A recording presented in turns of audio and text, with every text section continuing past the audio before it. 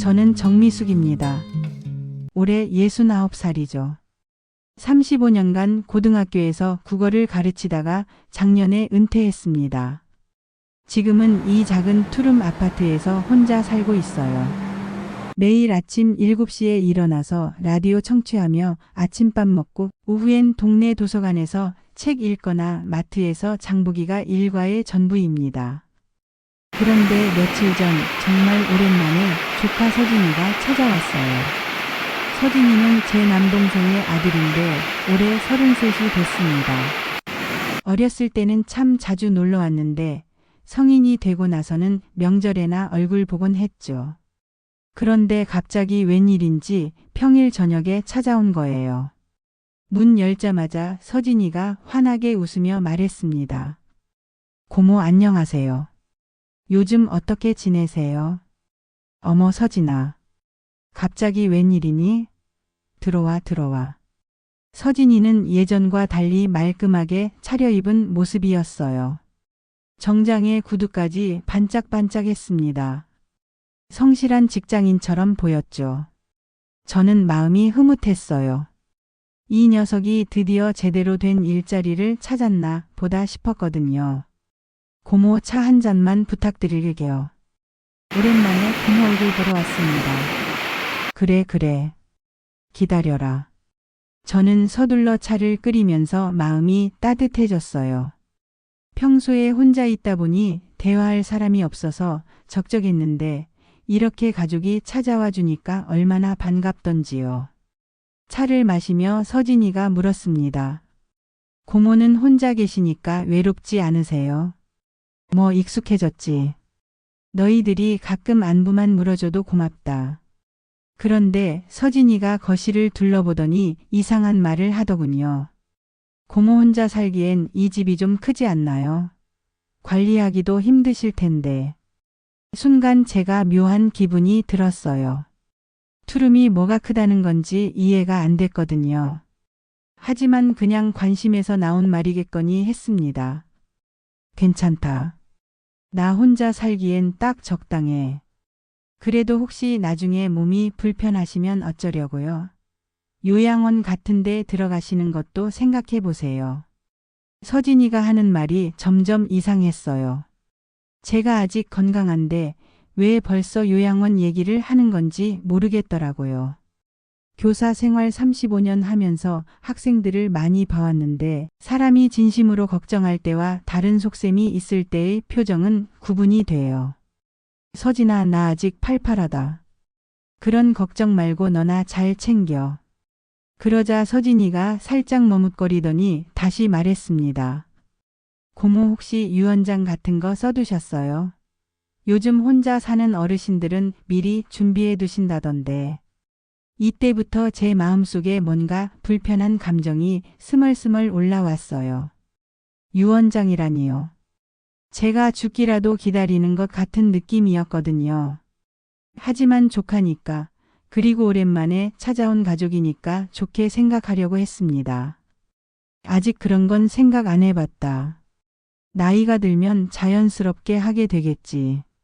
서진이는 그 말을 듣고 뭔가 아쉬운 표정을 지었어요. 그리고는 시계를 보더니 급히 일어섰습니다. 아, 고모. 시간이 늦었네요. 오늘은 이만 가볼게요. 또 찾아뵐게요. 그래, 조심해서 가거라. 자주 놀러 와라. 서진이가 나간 후에도 저는 마음이 계속 불편했어요. 뭔가 석연치 않은 느낌이었거든요. 평생 교사를 하면서 기른 직감이 있는데 오늘 서진이의 말투와 행동에서 뭔가 어색한 점이 많았어요. 특히 집이 크다는 말, 요양원 얘기, 유언장 얘기까지. 모두 제 재산과 관련된 내용이었어요. 혹시 서진이가 제 재산에 관심이 있는 건 아닐까 하는 생각이 스쳤지만 곧 고개를 저었습니다. 아무리 그래도 조카가 그럴 리는 없겠죠. 그날 밤 잠자리에 들면서도 계속 서진이 생각이 났어요. 어렸을 때는 그렇게 순수하고 착한 아이였는데 언제부터 이렇게 변했을까요? 아니면 원래 이런 아이였는데 제가 몰랐던 걸까요? 다음 날 아침에 일어나서도 어제 일이 마음에 걸렸습니다. 혹시 제가 너무 예민하게 받아들인 건 아닐까 싶어서 스스로를 다독여봤지만 마음 한편에는 여전히 불안한 기분이 남아 있었어요. 그런데 그때는 몰랐습니다.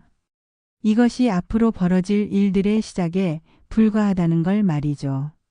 며칠이 지난 어느 후 저는 평소처럼 마트에서 장을 보고 집으로 돌아가고 있었습니다. 아파트 입구 경비실 앞을 지나는데 익숙한 얼굴이 보이더라고요. 경비 유니폼을 입은 젊은 남자가 있었는데 어디서 본 얼굴 같았어요. 선생님 아니세요? 그가 먼저 알아보고 인사를 했습니다. 저도 자세히 보니 알 것 같았어요. 하지만 정확히 누군지는 떠오르지 않았죠. 35년 동안 가르친 제자가 얼마나 많은데요. 미안하다. 얼굴은 익숙한데 이름이 잘 생각이 안 나는구나. 장우입니다. 장우. 2015년에 졸업했어요. 기억 안 나세요? 아, 장우. 맞다, 맞아. 순간 기억이 확 떠올랐어요. 장우는 제가 가르쳤던 학생 중에서도 특별히 기억에 남는 아이였거든요. 성적은 상위권이었지만 집안 형편이 어려워서 늘 아르바이트를 하느라 힘들어했던 학생이었어요. 어머 장우야. 반갑다. 여기서 일하고 있었구나. 네, 선생님. 몇 달 전부터 여기서 아르바이트하고 있습니다. 장우는 예전보다 훨씬 의젓해 보였어요. 27살이니까 이제 제법 어른이 됐죠. 하지만 여전히 어릴 때의 순수한 눈빛이 남아 있었습니다. 그런데 장우야, 대학은 어떻게 됐니?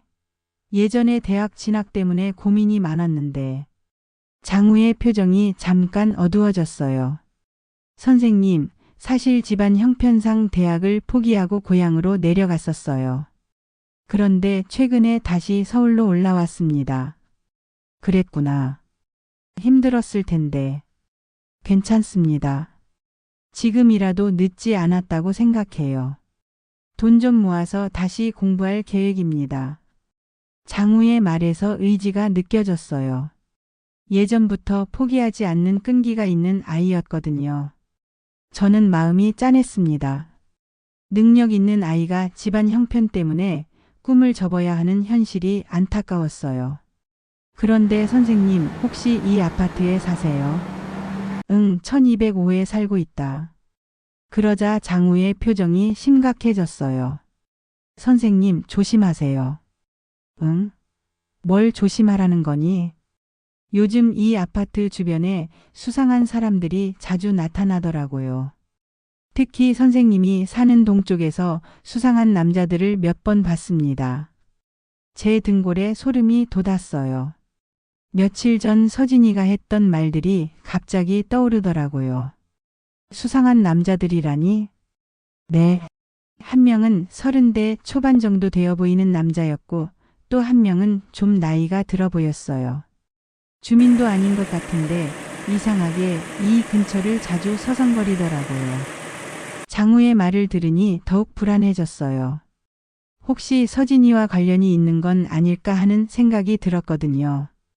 장우야, 혹시 그 남자들 중 한 명이 키 크고 정장 입은 남자였니? 정확히는 모르겠지만 그럴 가능성이 있어요. 선생님, 혹시 무슨 일이라도 있으신가요? 저는 잠깐 망설였어요. 서진이 이를 장우에게 말해도 될지 고민됐거든요. 하지만 혼자서는 어떻게 해야 할지 모르겠더라고요. 사실 며칠 전에 조카가 찾아왔는데 좀 이상한 얘기를 하더라. 어떤 얘기요? 집이 크다느니 요양원 가라느니 유언장 써두라느니. 뭔가 석연치 않았어. 장우가 고개를 끄덕였어요.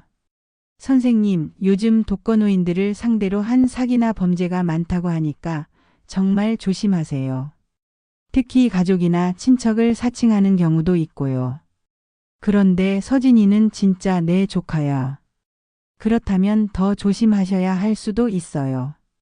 가족이라고 해서 모두 믿을 수 있는 건 아니니까요. 장우의 말이 마음에 깊이 와 닿았어요. 평생 교사를 하면서 인간관계의 복잡함을 많이 봐왔지만 가족의 배신은 생각해 본 적이 없었거든요. 선생님, 제가 경비 일을 하면서 이 아파트를 지키고 있으니까 혹시 이상한 일이 있으면 언제든지 연락하세요. 제 핸드폰 번호 드릴게요. 장우가 명함을 꺼내서 번호를 적어줬어요. 그 순간 제 마음이 한결 안정됐습니다. 이 세상에 아직 저를 걱정해주는 사람이 있다는 게 고마웠어요. 고맙다, 장우야. 예전이나 지금이나 참 착한 아이구나. 선생님이 저에게 많은 도움을 주셨으니까요. 이제 제가 선생님을 도와드릴 차례죠. 집으로 돌아가는 길에 저는 복잡한 생각이 들었어요. 한편으로는 장우를 만나서 반가웠지만 다른 한편으로는 정말로 위험한 일이 벌어지고 있는 건 아닐까 하는 불안감이 커졌거든요. 그날 밤 잠자리에 들면서도 계속 장우의 말이 맴돌았습니다. 과연 제가 지금 어떤 상황에 처해 있는 걸까요? 그 일이 있고 며칠 후 정말 무서운 일이 벌어졌습니다. 새벽 3시쯤이었어요. 깊게 잠들어 있던 제가 갑자기 소리에 깼어요. 처음에는 꿈인 줄 알았는데 또다시 들리더라고요. 덜컹덜컹. 분명히 문고리를 돌리는 소리였어요. 제 심장이 쿵쿵 뛰기 시작했습니다. 혼자 사는 집에서 새벽에 듣는 문고리 소리만큼 무서운 게 어디 있겠어요. 저는 조용히 침대에서 일어나 현관 쪽으로 다가갔습니다. 발소리가 들릴까봐 맨발로 살금살금 걸었어요.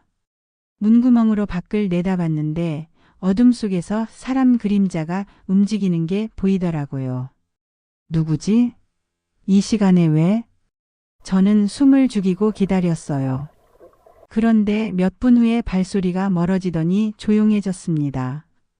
혹시나 해서 1시간 정도 더 기다렸는데 아무 소리도 안 들렸어요. 다음 날 아침 저는 바로 장우에게 전화를 했습니다. 장우야, 나야. 어젯밤에 정말 무서운 일이 있었다. 선생님, 무슨 일이세요? 제가 어젯밤에 있었던 일을 자세히 설명해 드렸어요. 장우는 심각한 목소리로 대답했습니다. 선생님, 그건 정말 위험한 상황이에요. 혹시 경찰에 신고는 하셨나요? 아직 안 했어. 확실한 피해가 있었던 것도 아니고 혹시 착각일 수도 있잖아. 아니에요, 선생님. 이런 일은 가볍게 넘겨서는 안 돼요. 제가 지금 당장 가볼게요. 30분 후에 장우가 제 집으로 왔어요. 문 앞을 자세히 살펴보더니 놀라운 말을 했습니다. 선생님, 여기 발자국 자국이 있어요. 그리고 문고리 주변에 긁힌 자국도 보여요. 정말? 네. 누군가가 정말로 이 문을 열려고 했던 것 같아요. 선생님이 착각한 게 아니었어요. 장우의 말을 듣고 나니 온몸에 소름이 돋았어요. 정말로 누군가가 제 집에 들어오려고 했다는 뜻이었거든요. 그런데 장우야, 왜 하필 내 집을? 선생님, 혹시 또 조카분이 연락하셨나요? 아니, 그날 이후로 연락이 없었어. 장우가 심각한 표정으로 말했습니다. 선생님, 저는 이 일이 조카분과 관련이 있을 가능성이 높다고 생각해요. 타이밍이 너무 절묘하거든요. 설마 서진이가? 확실하지는 않지만 가능성을 배제할 수는 없어요. 선생님, 우선 문 잠금 장치를 추가로 설치하시고 혹시 모르니까 비상벨도 설치하세요. 그날 오후에 장우가 도움을 줘서 문에 추가 잠금 장치를 달았어요. 그리고 위급할 때 누를 수 있는 비상벨도 설치했습니다. 하지만 마음은 여전히 불안했어요. 장우야, 나 정말 무서워. 혼자 살면서 이런 일을 당하게 될 줄은 몰랐어. 선생님, 너무 걱정하지 마세요. 제가 밤에도 순찰을 더 자주 돌겠습니다.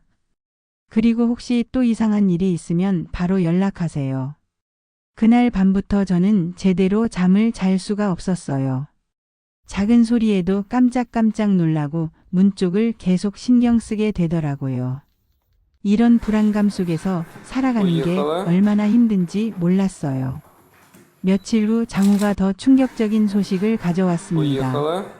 선생님, 제가 며칠 동안 주변을 살펴봤는데 정말로 수상한 남자가 이 근처를 계속 맴돌고 있어요. 정말? 네. 어젯밤에는 선생님 집 앞 계단에 담배꽁초를 버리고 간 흔적도 발견했어요. 누군가가 이 집을 감시하고 있는 것 같아요. 제 다리에 힘이 풀렸어요. 누군가가 저를 지켜보고 있다는 생각만으로도 끔찍했거든요. 장우야, 도대체 왜 나한테 뭘 바라는 거야?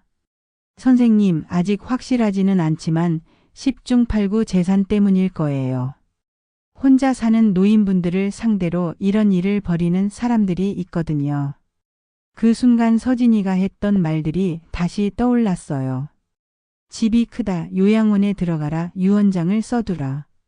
모든 것이 제 재산과 관련된 이야기였죠. 혹시 정말로 서진이가? 아직 단정할 수는 없지만 가능성이 높아요. 선생님, 이제는 경찰에 신고를 해야 할 것 같아요. 하지만 저는 망설여졌어요. 만약 서진이가 정말 무고하다면 어쩌죠? 그리고 설사 서진이가 관련되어 있다고 해도 아직 구체적인 증거가 없잖아요. 그날 밤도 저는 거의 잠을 못 잤습니다. 창밖의 바람소리, 복도의 발소리, 모든 것이 무서웠어요. 이런 상황이 언제까지 계속될까요? 그리고 정말로 위험한 일이 벌어지는 건 아닐까요? 불안한 마음을 달래려 해도 쉽지 않았습니다. 그 무서운 일이 있고 일주일쯤 지난 어느 날 서진이가 다시 찾아왔어요. 이번에는 전화도 없이 갑자기 나타났습니다. 문을 열자마자 서진이가 밝게 웃으며 말했어요. 고모 안녕하세요. 갑자기 찾아와서 죄송해요. 하지만 저는 예전처럼 반갑지 않았어요. 며칠 전 있었던 무서운 일 때문에 모든 사람이 의심스러워 보였거든요. 특히 서진이는 더욱 그랬습니다. 어서 들어와. 서진이가 거실에 앉더니 제 얼굴을 유심히 살펴봤어요. 고모 안색이 좀 안 좋아 보이세요. 혹시 어디 아프신가요? 아니야, 괜찮다. 요즘 잠은 잘 주무세요? 혼자 계시니까 외로우시겠어요. 서진이의 말을 들으니 더욱 의심스러웠어요. 혹시 제가 잠 못 드는 걸 알고 있는 건 아닐까요? 서진아, 너 요즘 뭐하고 지내니? 아, 새로운 사업을 시작했어요. 부동산 관련 일인데 꽤 잘 되고 있어요. 부동산이라는 말에 제 가슴이 철렁했어요. 혹시 제 집을 노리고 있는 건 아닐까요? 그런데 고모 건강검진은 언제 받으셨어요? 나이가 드시면 정기적으로 받아야 하는데. 작년에 받았어. 별 이상 없었고. 그래도 혹시 모르니까 종합검진을 한 번 더 받아보세요. 요즘 의학이 발달해서 조기 발견하면 다 나아요. 서진이가 갑자기 건강검진 이야기를 왜 하는지 모르겠더라고요. 그런데 더 이상한 말이 이어졌습니다. 고모 혹시 보험은 들어두셨어요? 보험? 네, 암보험이나 실손보험 같은 거요. 나이가 드시면 병원비가 많이 들잖아요. 글쎄, 국민건강보험 말고는 별로. 서진이의 눈이 번뜩했어요. 그럼 제가 좋은 보험 하나 추천해 드릴게요. 저랑 같이 들어요. 혼자면 위험하잖아요. 그 순간 제 머릿속에 오래된 기억이 떠올랐어요. 10년 전쯤 서진이의 아버지 이야기였습니다. 서진이 아버지는 사업에 실패한 후에 보험 사기 사건에 연루됐었어요. 당시에 가족들이 많이 고생했었죠. 서진아, 너 아버지 일 기억하니? 서진이의 표정이 순간 굳어졌어요. 무슨 말씀이세요? 예전에 보험 문제로 고생한 일 말이야. 그건 오해였어요. 결국 무혐의로 끝났잖아요. 하지만 서진이의 목소리에 당황스러움이 섞여 있었어요. 제가 그 일을 기억하고 있다는 걸 예상하지 못했나 봅니다. 서진아, 솔직히 말해봐. 너 정말로 내 걱정에서 나온 말들이니? 고모 무슨 말씀이세요? 당연히 고모 걱정에서 나온 말이죠. 하지만 서진이의 목소리가 예전만큼 자연스럽지 않았어요. 뭔가 거짓말하는 것 같은 느낌이 들었거든요. 그때 갑자기 문 밖에서 소리가 들렸어요. 누군가가 계단을 올라오는 발소리였습니다. 서진이도 그 소리를 들었는지 잠깐 긴장하는 표정을 지었어요. 곧 문 앞에서 장우의 목소리가 들렸어요. 선생님, 괜찮으세요? 저는 문을 열어줬어요. 장우가 들어오자 서진이와 마주쳤습니다. 두 사람 사이에 이상한 긴장감이 흘렀어요. 안녕하세요. 장우가 서진이에게 인사했지만 서진이는 대답하지 않고 저를 보았습니다. 고모, 이분은 누구세요? 아, 내 제자야. 이 아파트에서 경비 일을 하고 있어. 서진이의 표정이 더욱 굳어졌어요. 뭔가 예상하지 못한 상황인 것 같았거든요. 장우가 말했습니다. 선생님, 혹시 괜찮으신가 해서 확인하러 왔어요. 요즘 이상한 일들이 계속 있으니까요. 서진이가 깜짝 놀라며 물었어요. 이상한 일이요? 무슨 일이죠? 저는 서진이의 반응을 유심히 봤어요. 정말로 모르는 것 같은 표정인지 아니면 연기하는 것인지 판단하기 어려웠습니다. 장우가 대답했어요. 며칠 전에 누군가가 선생님 집 문을 열려고 시도한 일이 있었어요. 그리고 수상한 사람들이 이 근처를 계속 맴돌고 있고요. 서진이가 놀란 표정으로 저를 봤어요. 고모, 정말이에요? 왜 그런 말씀을 안 하셨어요? 너한테 걱정 끼치고 싶지 않아서.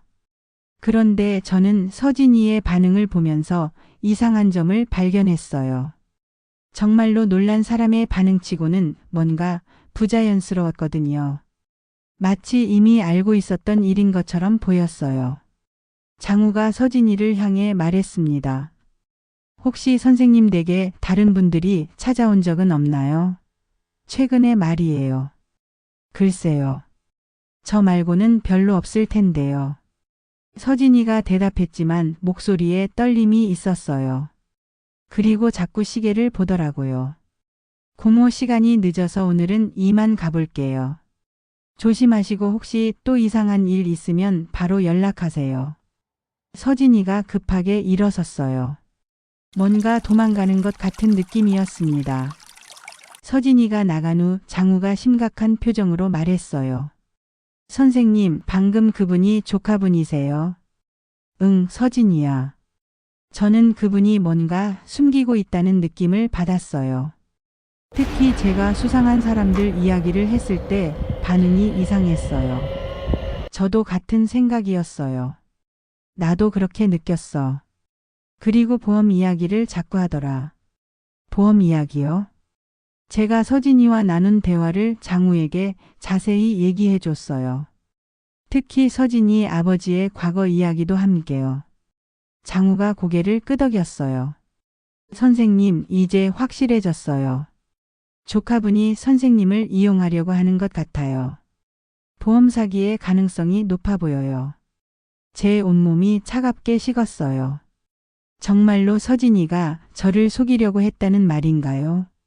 하지만 아직 확실한 증거는 없잖아. 맞아요. 그래서 조심스럽게 접근해야 해요. 선생님, 앞으로 조카분이 다시 찾아오면 혼자 만나지 마세요. 저를 불러주세요. 그날 밤 잠자리에 들면서 저는 복잡한 심정이었어요. 평생 가족이라고 믿고 살았던 조카가 저를 이용하려고 한다니 믿고 싶지 않았거든요. 하지만 점점 더 많은 증거들이 그 가능성을 뒷받침하고 있었습니다. 며칠 후 장우가 급하게 제 집을 찾아왔어요. 평소보다 훨씬 심각한 표정이었습니다. 선생님, 중요한 말씀이 있어서 왔어요. 무슨 일이니? 장우가 잠깐 망설이더니 무거운 목소리로 말했어요. 사실 저에게 숨긴 일이 있어요. 제가 요즘 탐정사무소에서 아르바이트를 하고 있거든요. 탐정사무소? 네. 경비 일만으로는 생활비가 부족해서 밤에는 탐정사무소 일을 돕고 있어요. 저는 깜짝 놀랐어요. 장우가 그런 일을 하고 있을 줄은 몰랐거든요. 그런데 며칠 전에 충격적인 의뢰가 들어왔어요. 의뢰? 누군가가 선생님에 대한 조사를 의뢰했어요. 선생님의 재산 상황, 가족 관계, 건강 상태까지 모든 것을 조사해 달라고 했어요. 제 다리에 힘이 풀렸어요. 누군가가 저를 조사하고 있었다는 말인가요? 누가? 처음에는 익명이었는데 저희 사무소에서 역추적해 보니까 장우가 잠깐 말을 멈췄어요. 조카분이었어요. 서진이라는 분이었어요. 그 순간 제 머리가 하얘졌어요. 서진이가 정말로 저를 조사하고 있었다니요. 거짓말이겠지? 선생님, 저도 처음엔 믿을 수 없었어요. 그래서 더 자세히 조사해 봤거든요. 장우가 녹음기를 꺼내더니 재생 버튼을 눌렀어요. 서진이의 목소리가 나왔습니다. 재산만 정리되면 다 끝나. 혼자 사는 노인이니까 쉬울 거야. 보험금까지 받으면 완벽하고. 저는 그 목소리를 듣고 충격에 빠졌어요. 정말로 서진이 목소리였거든요. 이건 언제 녹음한 거니? 사흘 전이에요. 서진 씨가 동료와 통화하는 걸 우연히 들었어요. 녹음이 계속 재생됐어요. 고모는 의심이 많지 않으니까 쉬울 거야. 이미 보험 이야기도 꺼냈고. 건강검진 받게 해서 이상 소견 나오게 하면 자연스럽게 보험금 받을 수 있어. 건강검진에서 이상 소견을 조작한다는 말이니 그럴 가능성이 높아요. 요즘 그런 수법에 보험 사기가 많거든요. 저는 온몸이 떨렸어요. 제 조카가 정말로 저를 해치려고 계획하고 있었다니요. 더 들어보세요. 녹음에서 서진이가 계속 말했어요. 고모 집도 결국 내가 상속받게 될 거고 보험금도 받고. 완벽한 계획이야. 그런데 너무 의심받지 않을까? 괜찮아. 고모는 혼자 살고 있고 다른 가족도 없으니까. 자연사로 처리하면 끝이야. 자연사라는 말을 듣는 순간 제 심장이 멈출 것 같았어요. 서진이가 저를 죽이려고 계획하고 있다는 말인가요? 선생님, 괜찮으세요?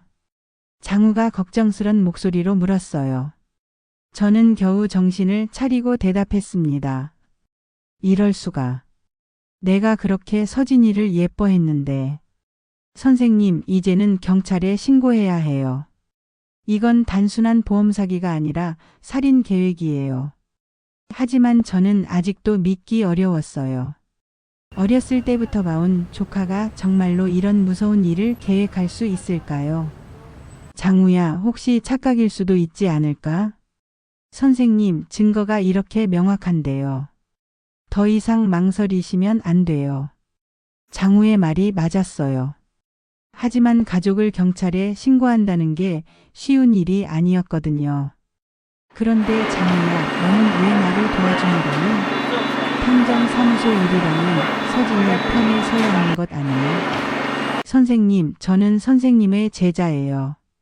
돈보다 의리가 중요하죠. 그리고 이런 나쁜 일을 보고 그냥 있을 수는 없어요. 장우의 말에 제 마음이 따뜻해졌어요. 이 세상에 아직 저를 진심으로 걱정해주는 사람이 있다는 게 고마웠거든요. 고맙다, 장우야. 내가 아니었으면 나는 정말 위험한 일을 당할 뻔했구나. 아직 끝난 게 아니에요, 선생님.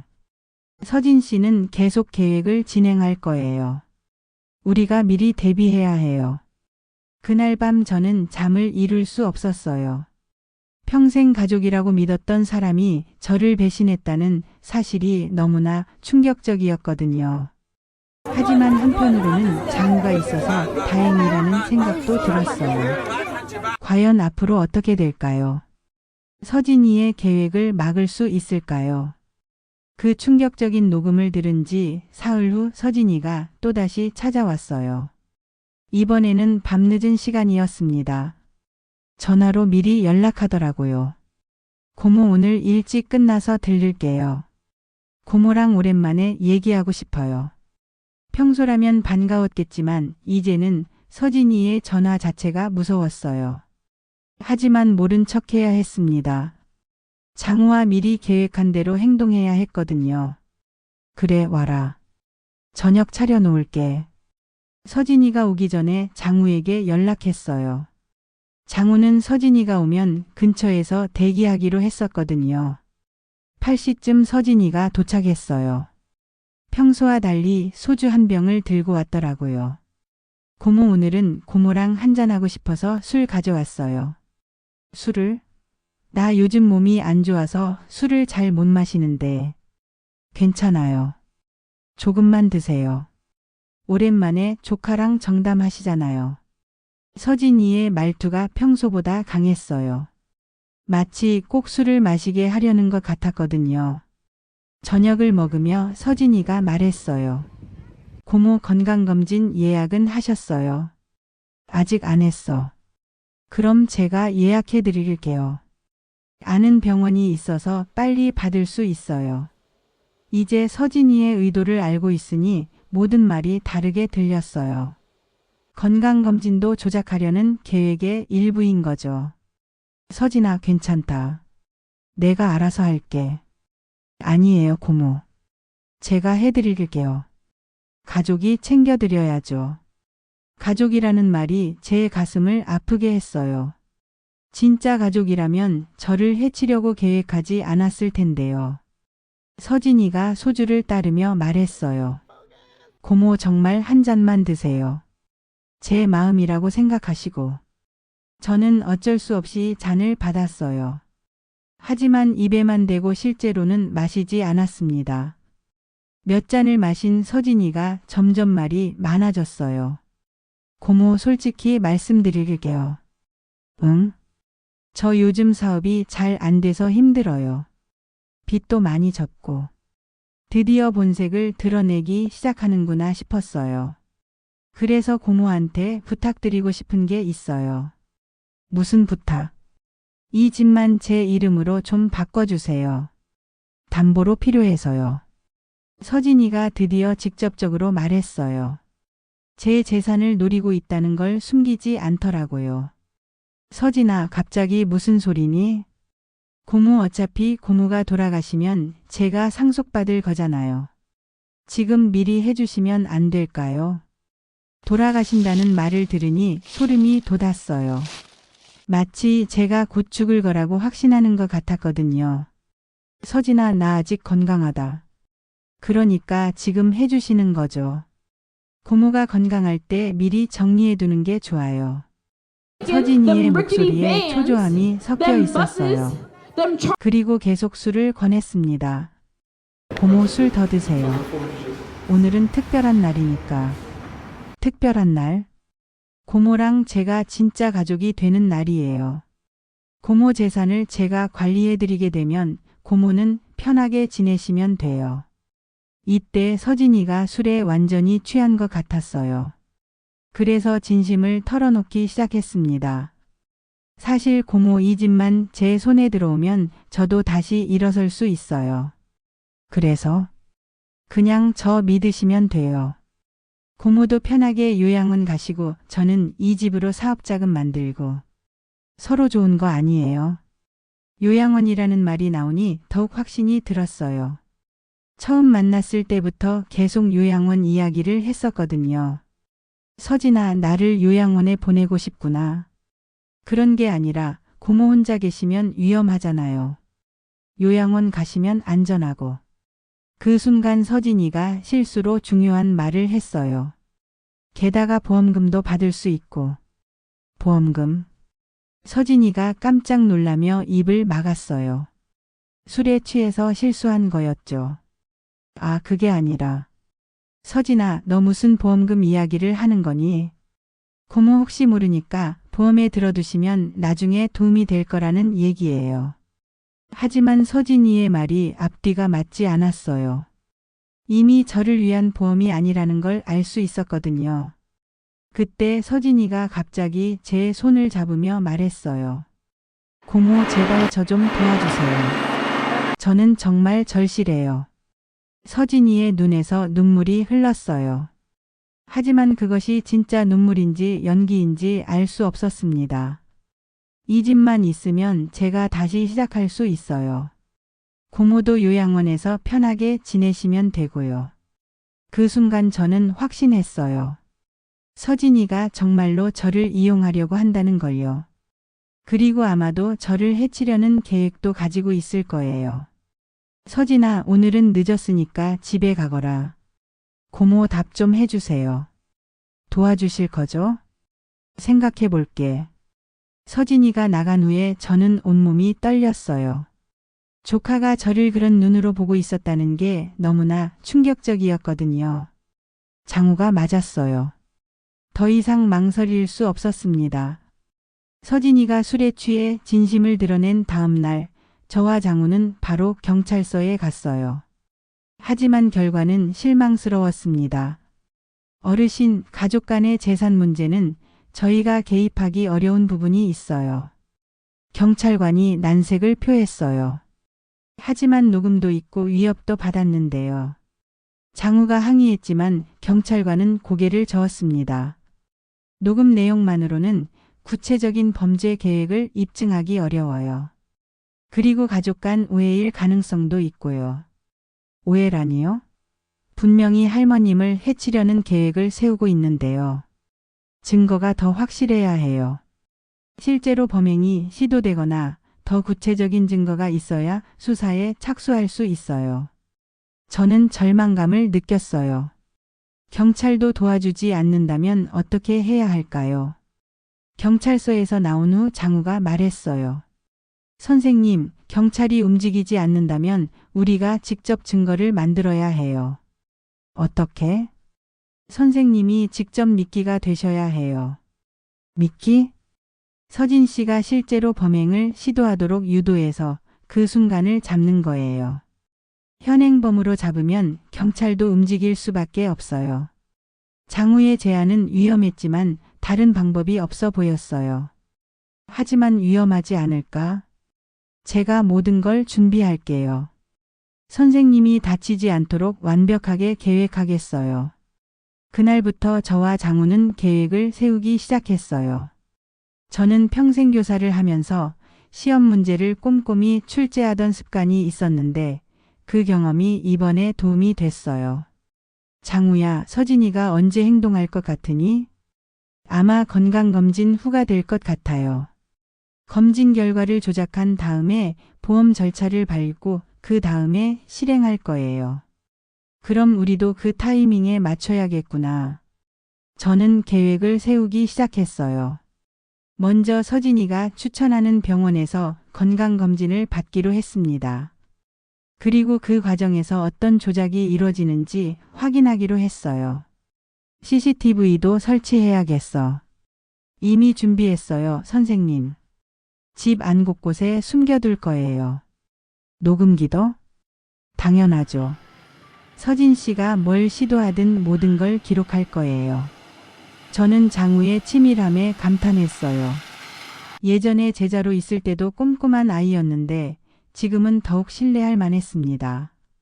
그런데 장우야, 혹시 내가 정말 위험해지면? 선생님, 저는 절대 선생님이 다치게 두지 않을 거예요. 경찰도 미리 대기시켜 두겠어요. 며칠 후 서진이가 전화를 했어요. 고모 건강검진 예약 잡았어요. 내일 오전에 가시면 돼요. 그래, 고맙다. 고모 검진 받고 나면 결과 나올 때까지 며칠 걸려요. 그동안 제가 자주 찾아뵐게요. 서진이의 말에서 계획이 본격적으로 시작된다는 걸 느꼈어요. 건강검진 당일 저는 장우와 함께 병원에 갔어요. 장우는 멀리서 지켜보기로 했습니다. 검진을 받는 동안 의사가 이상한 질문을 몇 개 했어요. 어르신, 요즘 가슴이 답답하거나 숨이 차는 증상은 없으세요? 아니요, 별로. 어지럼증은 어떠세요? 실제로는 그런 증상이 없는데도 자꾸 유도하는 질문을 하더라고요. 분명히 서진이와 짜고 치는 고스톱이었어요. 검진이 끝나고 며칠 후 예상대로 결과지에는 여러 이상 소견이 적혀 있었어요. 심장에 문제가 있다느니 혈압이 위험하다느니 모두 거짓말이었죠. 장우야, 정말로 조작했구나. 이제 증거 하나는 확보한 셈이에요. 하지만 아직 부족해요. 그 다음 주 서진이가 다시 찾아왔어요. 이번엔 보험 서류를 들고 왔더라고요. 고모 검진 결과 보니까 좀 심각하네요. 역시 보험에 들어두길 잘했어요. 보험에? 네, 제가 미리 몇 개 알아봐뒀어요. 지금 가입하시면 나중에 치료비 걱정 없어요. 서진이가 들고 온 보험은 사망보험금이 특별히 높았어요. 그리고 수익자는 당연히 서진이었죠. 서진아, 이건 너무 복잡해서 잘 모르겠다. 괜찮아요, 고모. 제가 다 처리해 드릴게요. 서명만 해주세요. 저는 장우와 계획한 대로 행동했어요. 그래, 너를 믿는다. 서명하마. 보험 가입이 완료되자 서진이의 태도가 더욱 적극적으로 바뀌었어요. 이제 마지막 단계만 남았다는 걸 우리 모두 알 수 있었습니다. 보험 가입을 완료한 지 일주일 후 서진이가 밤늦게 전화를 했어요. 고모, 내일 밤에 찾아뵐게요. 중요한 이야기가 있어서요. 목소리에서 긴장감이 느껴졌어요.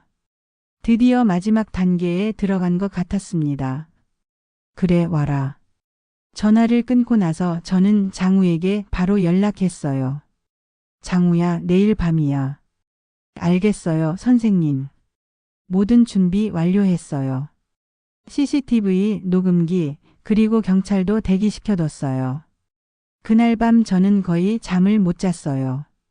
내일이면 모든 게 끝날 거라는 생각에 두렵기도 하고 떨리기도 했거든요. 다음 날 저녁 8시 서진이가 도착했어요. 평소보다 차분해 보였지만 눈빛에서는 결연한 의지가 느껴졌습니다. 고모, 안녕하세요. 어서 와라. 저녁 먹었니? 네, 먹고 왔어요. 고모, 오늘 특별한 차를 준비해 왔어요. 고모 건강에 좋다고 해서요. 서진이가 보온병을 꺼내더니 차를 우리기 시작했어요. 제 심장이 쿵쿵 뛰었습니다. 드디어 시작되는구나 싶었거든요. 이게 뭔 차니? 한약재를 우린 거예요. 고모 심장에 좋다고 하더라고요. 차에서 이상한 냄새가 났어요. 분명히 뭔가 탄 게 들어있을 거예요. 고모, 뜨거우니까 조금씩 드세요. 저는 장우와 약속한 대로 행동했어요. 입에는 대지만 실제로는 마시지 않았습니다. 서진아, 차가 좀 쓰다. 처음에는 쓰지만 몸에 좋아요. 다 드세요. 서진이가 계속 권했어요. 그리고 제가 차를 마시는지 유심히 지켜봤습니다. 몇 분 후 서진이가 물었어요. 고모, 어떠세요? 좀 어지러우세요? 저는 연기를 하기 시작했어요. 갑자기 어지럽네. 그럼 누워 계세요. 금방 나아질 거예요. 서진이가 저를 침실로 데려갔어요. 저는 침대에 누우면서 눈을 감았습니다.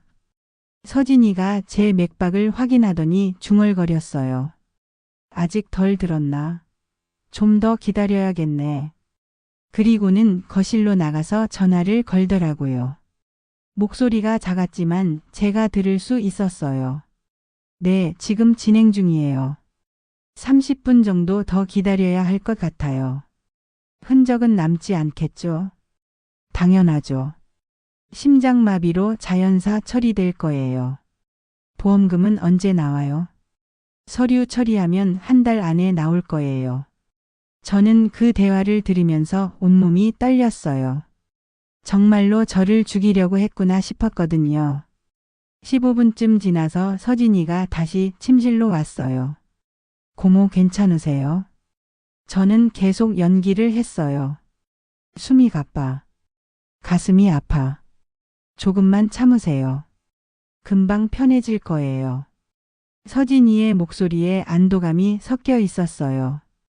계획대로 진행되고 있다고 생각하는 것 같았죠. 그런데 그때 서진이가 베개를 들어 올렸어요. 고모, 정말 죄송해요. 하지만 저도 살아야 해요. 서진이가 베개를 제 얼굴에 덮으려는 순간 갑자기 현관문이 열렸어요. 경찰이다. 손들어. 경찰들이 우르르 들어왔어요. 그리고 장우도 함께 들어왔습니다. 서진이는 완전히 당황했어요. 이게 뭐예요? 왜 경찰이? 서진 씨 살인미수 혐의로 체포합니다. 경찰이 서진이에게 수갑을 채웠어요. 서진이는 끝까지 부인했습니다. 저는 고모를 간병하고 있었을 뿐이에요. 하지만 모든 증거가 남아 있었어요. CCTV에 녹화된 영상, 녹음된 통화 내용, 그리고 차에서 검출된 독성 물질까지요. 저는 침대에서 일어나 서진이를 바라봤어요. 서진이는 제가 멀쩡한 걸 보고 더욱 놀랐습니다. 고모가 왜? 저는 눈물을 글썽이며 말했어요. 서진아, 내가 평생 학생들에게 가르친 게 있지. 진실은 결국 밝혀진다고. 그걸 가장 아픈 방식으로 내게도 보여주게 됐구나. 서진이가 끌려가면서 소리쳤어요. 고모, 저는 정말 절실했어요. 이해해 주세요. 하지만 저는 더 이상 들어주고 싶지 않았어요. 절실하다고 해서 가족을 해쳐도 된다는 법은 없거든요. 경찰들이 나간 후 장우가 제게 물었어요. 선생님, 괜찮으세요? 고맙다, 장우야. 내가 아니었으면 나는 정말 위험했을 거야. 선생님이 저에게 많은 걸 가르쳐 주셨으니까요. 이번에는 제가 선생님을 지켜드린 거예요. 그날 밤 모든 일이 끝나고 나서도 저는 잠을 이룰 수 없었어요. 서진이가 체포되는 순간까지도 저를 원망하는 눈빛이 마음에 걸렸거든요. 하지만 잘못된 건 서진이였어요. 며칠 후 장우가 좋은 소식을 가져왔어요. 선생님, 저 검정고시 준비하기로 했어요. 그리고 대학도 다시 도전해 보려고요. 정말? 잘했다. 선생님이 보여주신 용기 덕분이에요. 나이가 들어도 상황이 어려워도 포기하지 않으면 된다는 걸 배웠어요. 장우의 말에 제 마음이 따뜻해졌어요. 이런 나쁜 일 속에서도 좋은 일이 생긴다니 다행이었죠. 장우야, 내가 공부하는 동안 내가 도와줄게. 국어는 내 전문이니까. 정말요? 고맙습니다, 선생님. 그렇게 저는 다시 학생을 가르치게 됐어요. 이번에는 교실이 아니라 제 집에서, 그리고 한 명의 제자만요. 하지만 그것만으로도 충분히 의미 있었습니다. 서진이는 결국 살인미수와 보험사기 혐의로 실형을 받았어요. 재판에서 저는 피해자 의견을 물어봤을 때 이렇게 말했습니다. 저는 복수를 원하지 않습니다. 다만 서진이가 교도소에서 자신의 잘못을 깨닫고 나중에 진짜 사람답게 살아가길 바랄 뿐입니다. 지금은 장우가 열심히 공부하고 있고 저는 다시 평범한 일상을 되찾았어요. 하지만 예전과는 달라진 게 있어요. 이제는 혼자가 아니라는 걸 알게 됐거든요. 가끔 장우가 물어봐요. 선생님, 그때 정말 무섭지 않으셨어요? 물론 무서웠지. 하지만 더 무서운 건 진실을 외면하는 거야. 나는 평생 학생들에게 정직하게 살라고 가르쳤는데 정작 나 자신이 거짓 앞에서 눈을 감는다면 그보다 부끄러운 일이 어디 있겠니? 그래요. 진실은 때로는 아프고 힘들지만 결국은 우리를 자유롭게 해줍니다. 그리고 진짜 가족은 서로를 해치는 사람이 아니라 서로를 지켜주는 사람이라는 걸 이번 일을 통해 깨달았어요. 장우는 이제 제게 진짜 가족 같은 존재가 됐습니다. 피는 물보다 진하다고 하지만 때로는 의리가 핏줄보다 더 진할 수도 있다는 걸 배웠어요. 이제 저는 매일 아침 7시에 일어나서 장우에게 줄 수업 자료를 준비합니다. 그리고 후에는 장우와 함께 공부하죠. 혼자 사는 것도 나쁘지 않지만 누군가와 함께 꿈을 향해 나아가는 것은 더욱 의미 있는 일이에요. 서진이 사건은 끝났지만 제 인생은 아직 끝나지 않았습니다. 오히려 새로운 시작이라고 생각해요. 장우와 함께 만들어갈 새로운 이야기들이 기다리고 있으니까요. 끝까지 시청해 주셔서 고맙습니다. 이 이야기가 마음에 남으셨다면 구독과 알림 설정 꼭 부탁드려요. 다음 편에서 뵙겠습니다.